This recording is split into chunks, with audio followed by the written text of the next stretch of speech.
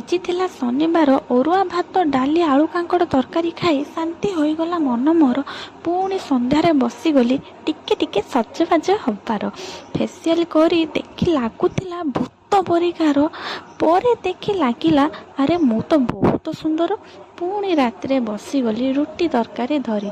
ଏବେ ବାର ଜଣା ପଡ଼ୁନି କାରଣ ସବୁଦିନ ଅଛି ନିରାମିଷ ଖାଇବାର। କାଲି ଅଛି ଖୁଦୁରୁକୁଣୀ ଓଷାର ଦ୍ୱିତୀୟ ରବିବାର।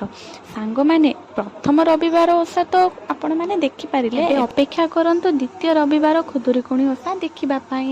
ତ କାଲି ମୁଁ ଆପଣଙ୍କ ପାଖରେ ଆସି ପୁଣି ଥରେ ପହଞ୍ଚିଯିବି। ଜଲ୍ଦି ଜଲ୍ଦି ଚ୍ୟାନେଲକୁ ସବସ୍କ୍ରାଇବ୍ କରିଦିଅନ୍ତୁ ମୋ ଦ୍ୱିତୀୟ ରବିବାର ପୂଜା ଦେଖିବା ପାଇଁ। ତ ଯେଉଁମାନଙ୍କର ସଂକ୍ରାନ୍ତି ପାଖରୁ ଆରମ୍ଭ ସେଇମାନଙ୍କର 20 ତାରିଖ ପାଖରୁ ଆରମ୍ଭ, ଯେଉଁମାନଙ୍କର ପୂର୍ଣ୍ଣମୀ ସେଇମାନଙ୍କର 3 ତାରିଖ ପାଖରୁ ଆରମ୍ଭ।